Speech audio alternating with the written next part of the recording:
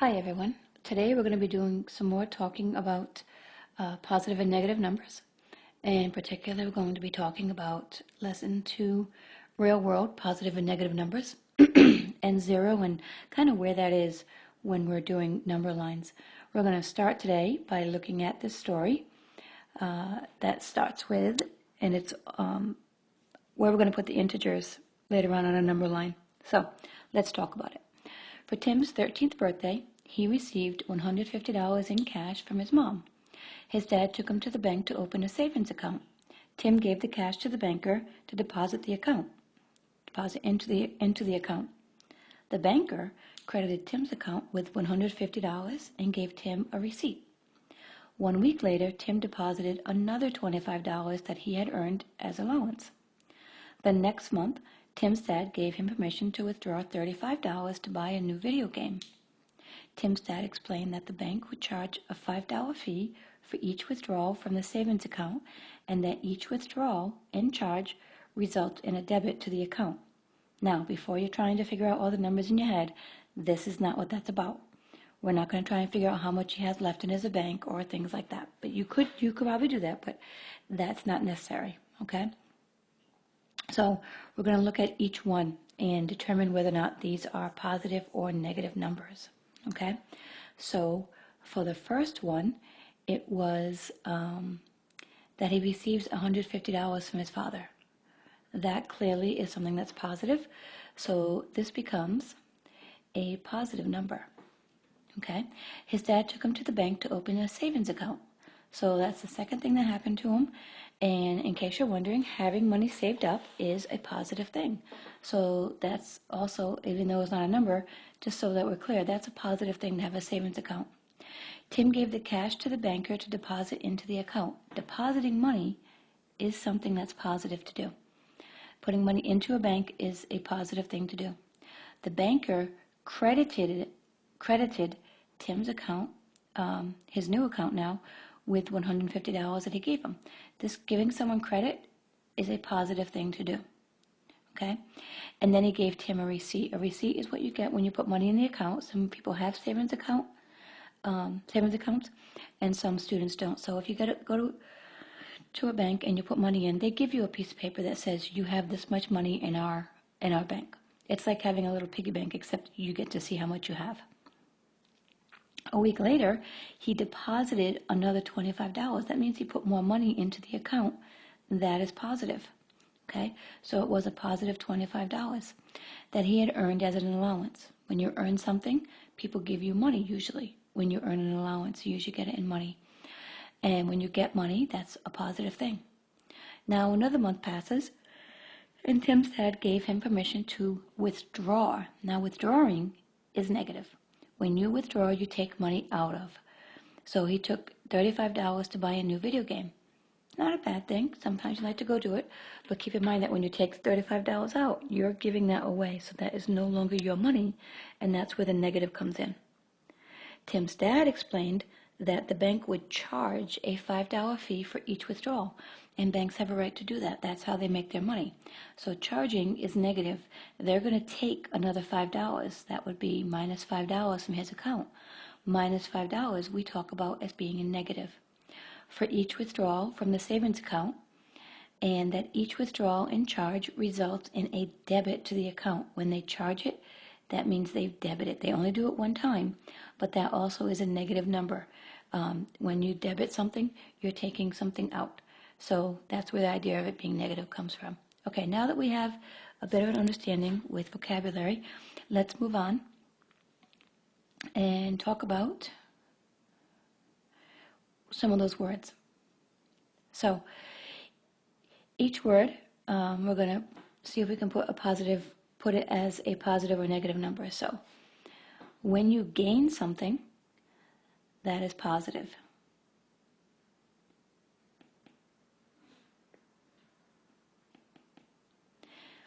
All right? If it's a loss, then that goes under negative. If you deposit, we talked about that. That is a positive. Now this is weird. If someone credits your account, then that means they've added to your account. So credit goes under positive. Different than if you use a credit card, just so that we're clear. Debit is, as we talked about, negative. If you charge something, so let's say I go to the store, I go to JCPenney or I go to Macy's, and I want to charge something. Let's say I go to Eblin's and I want to use my charge card. It may look like it's a positive thing because I'm getting something in return, but it costs money. So a charge is a negative number.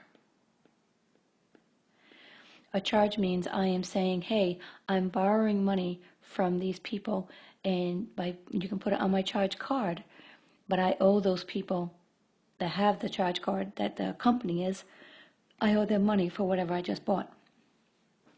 If something is below zero, we're going to learn today that that is a negative number.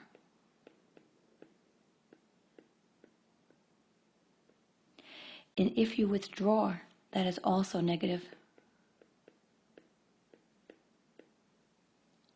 If you owe somebody, that is also negative.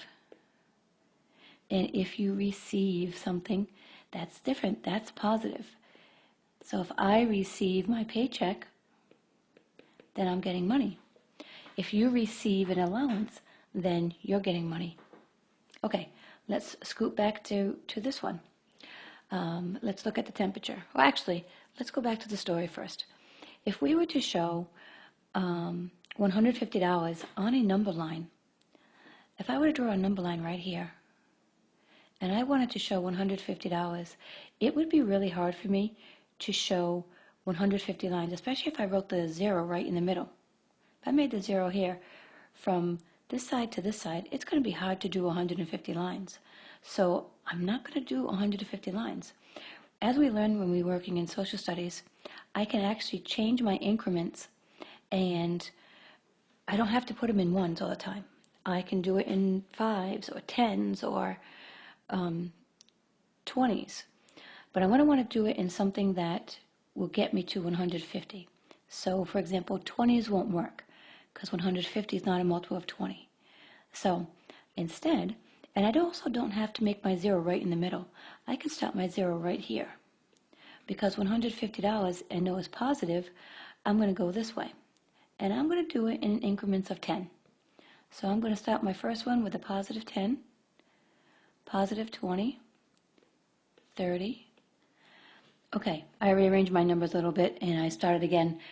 Good thing about writing these is that you can always erase. So if I started 0 here and then I did it in increments of 10, it would be 10, 20, 30, 40, 50, 60, 70, 80, 90, 100, 110, 120, 130, 140, 150. And I would put his $150 right there. Now, you're used to doing, okay, $150, and then he deposits $25, that puts him more. We don't need to worry about that right now. I'm going to erase this number line because you don't always have to draw this, put everything on the same number line.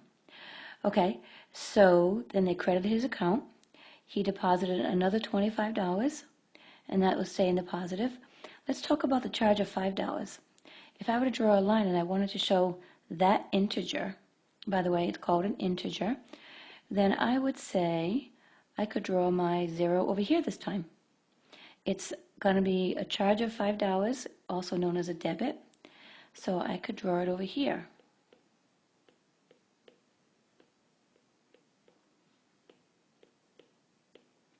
And put it right here. And that's where that would go.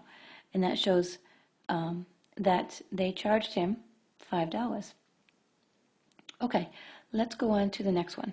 Let's talk about vertical number lines now. We talked about it a little bit yesterday, and you've seen some hopefully on IXL, but this can be a little more complicated because there's some information on here that they give us that's going to help us answer some of these questions. So the first question says, the temperature is commonly measured using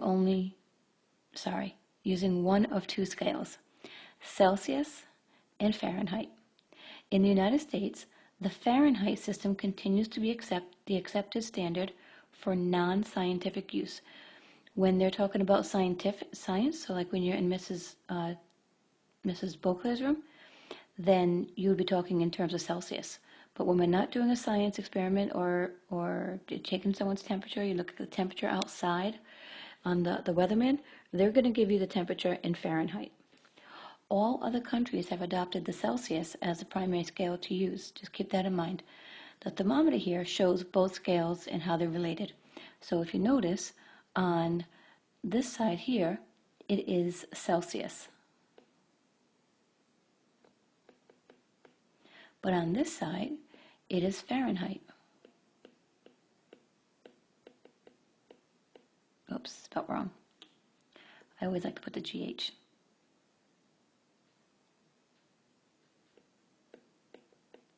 Okay, so this is Fahrenheit and this is Celsius.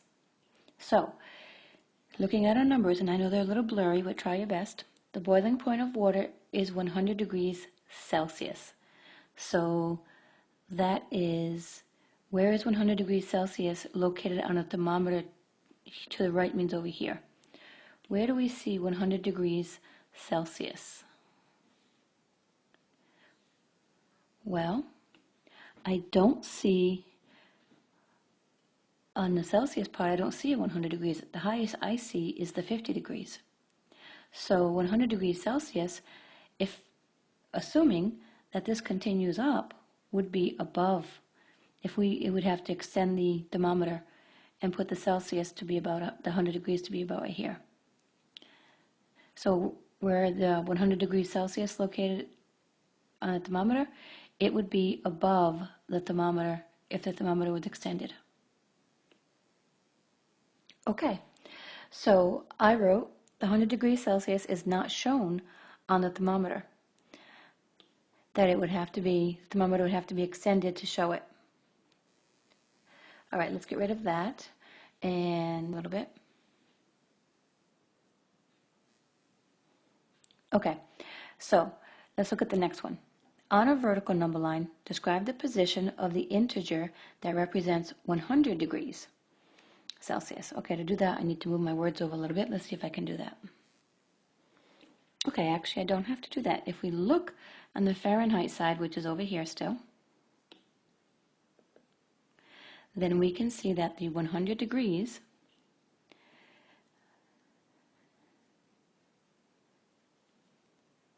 on the Celsius side, we already entered it above here.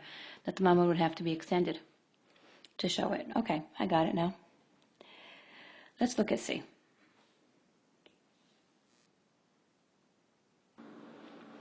Okay, so I've answered, I went ahead and fixed A and B. On a vertical number line, B says, describe the position of the integer that represents 100 degrees. The integer is 100, and the thermometer would have to be extended, so the 100 would be 100 above, and 0 goes right in there. Okay, write each integer, write each temperature as an integer. So, the temperature shown on the thermometer in degrees Fahrenheit. That would be, if we look at where it is right here, where that line is, on Fahrenheit side, that would be 100. The integer now is just 100. When we write the integer, we do not write the degree sign when it's asking for just the integer. Okay, so the temperature shown on the thermometer in degrees Celsius, same spot, but right here. So that's kind of blurry, but if we counted the lines, 1, 2, 3, 4, 5, well, that doesn't make it in between. They're already in 40. The second line there, number is 40 there. Oh, these must be in increments of 2. So 32, 33, 32, 34, 36, 38 right here. Hard to see that with this because it's kind of blurry. I apologize for that. But if we look at it closer, we can see that this number right here would be 38. Now, it's not a degree because they want to know the integer. So that would be just positive 38. And it's positive because up here are all the positives, and below the 0 is a negative. Well, below the zero on the Celsius side is negative. On the Fahrenheit side, it's still below the zero, but that doesn't happen until over here. That's an interesting to note, huh? Okay. So looking at this, where is the freezing point of water according to the Celsius? Yeah, it's right here. At Celsius, it's 0. Interesting information, if we look right across from 0, it's really hard to see it here, but the freezing point for Fahrenheit is 32 degrees. That means if you go into your freezer and you're looking at how much ice is 32 degrees. It's freezing at 32 degrees. Another interesting concept to note when you're talking about weather in the wintertime, when we talk about precipitation, precipitation is when there's water in the sky. If the temperature is less than 32 degrees or is 32 degrees, there's a greater chance of that precipitation being snow as opposed to rain. Since our temperatures have been up in the 60s and the 50s, there's no way that we would have any chance of having snow because we're not above the freezing point. So that's just fun information to know. Okay, if we continue to look at our thermometer, let's see if we can answer the question. If someone tells you that your body temperature is 98.6, what scale do you think is being used? Would you use the Fahrenheit scale, or would the person be talking to you about the Celsius scale? If your temperature was 98.6. And by the way, 98.6 is a pretty normal temperature. Yeah, 98.6 would be right about here. And it's the Fahrenheit scale. Another thing to note is that previously it said here that the boiling point of water is 100 degrees Celsius. So if we were talking about 100 degrees, if the 98.6 was Celsius, then you would be close to boiling, like if you were boiling on a stove. So it has to be Fahrenheit. Okay? All right. As you can notice, the 0 does not mean the same on both sides. Over here, it's the freezing point of water, but the 0 over here is far below the freezing point of water. So Fahrenheit's level of 0 is lower than the Celsius side. It's really cold. In the wintertime, when it is 32 degrees, it's a freezing, but it's still bearable. If we get to 0 and below 0, it is almost unbearable, and that's one good way of telling the numbers here on this scale. Okay, let's move on. Let's continue talking about some situations. Write an integer to represent each of the following situations. So, if a company loses $345,000 in 2011, is that going to be a positive number or a negative number? Yeah, that's going to be a negative number. So we would write that as an integer, negative 345,000. Since we're writing integers, we are not going to be writing the dollar sign. That's important to note, okay? All right. How about if you earn $25 for dog sitting? Is that positive or negative? Yeah, that number is going to be 25, and we don't write positive 25, we just write the number as 25. Okay, if Jacob owes his dad, when you owe somebody, do you remember, is that positive or negative? Yeah, that one's negative. Negative 5. The temperature at the sun's surface is about 5,500 degrees Celsius. Is that a positive number or a negative number? A negative integer. Right, because it's the sun's surface, and we all know how hot the sun is, that would be above, so that would be positive 5,500. No degrees, nothing like that, okay? The temperature outside is 4 degrees below 0. Is that going to be positive or negative? That will be a negative 4 for an integer because it's below 0, and we just showed you how cold it is when we're talking about the temperature outside. We're talking about Fahrenheit. Okay, a football player lost 10 yards when he was tackled. Now, anybody who knows football knows that that would be a negative. A loss of yards is a negative. If not, just based on our numbers, on our words over here, we can remember that it's a negative also. Okay, so your job now is to describe a situation that can be modeled by the integer negative 15. And you don't have to worry about this, explaining what 0 represents. Just tell me how you can use negative 15 in your actual situation. And that is it for today. Today we learned about some real-world situations for positive and negative numbers. That's positive and negative integers. Have a good day.